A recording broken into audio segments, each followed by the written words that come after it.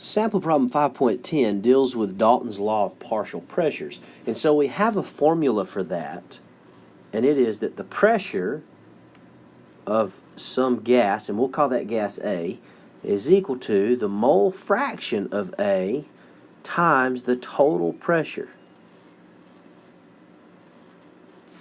So let's go ahead and write that down before we read the problem. And now let's check the problem out. It says, in a study of oxygen uptake by muscle at high altitude, a physiologist prepares an atmosphere consisting of 79 mole percent nitrogen, 17 mole percent oxygen 16, 4 moles percent oxygen 18. The isotope oxygen 18 will be measured to determine the oxygen uptake. The total pressure of the mixture is 0.75 atmospheres to simulate high altitude. Calculate the mole fraction and partial pressure of oxygen 18 in the mixture. Now notice, they did not give me any amount of moles here, and I need to figure out the mole fraction. And remember the formula for mole fraction. We've used this before.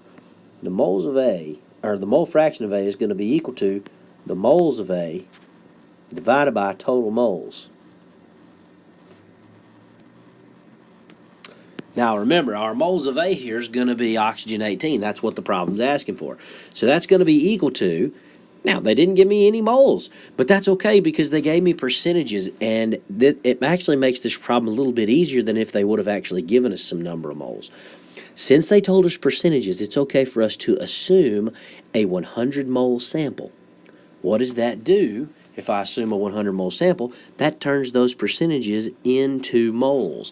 So that means I would have 4 moles, right, because I've got 4 mole percent oxygen 18. So 4 moles of oxygen 18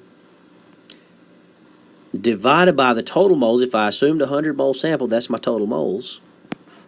Okay, so then the mole fraction of O2 18, oxygen 18, right, is going to equal 4 divided by 100, which equals 0.04. And that's unitless, right, because moles cancel moles. And now I can solve for the pressure of the oxygen 18, the partial pressure, sorry. That's going to be equal to the mole fraction, which we just figured out was 0.04, times the total pressure, which the problem told us was 0.75 atmospheres.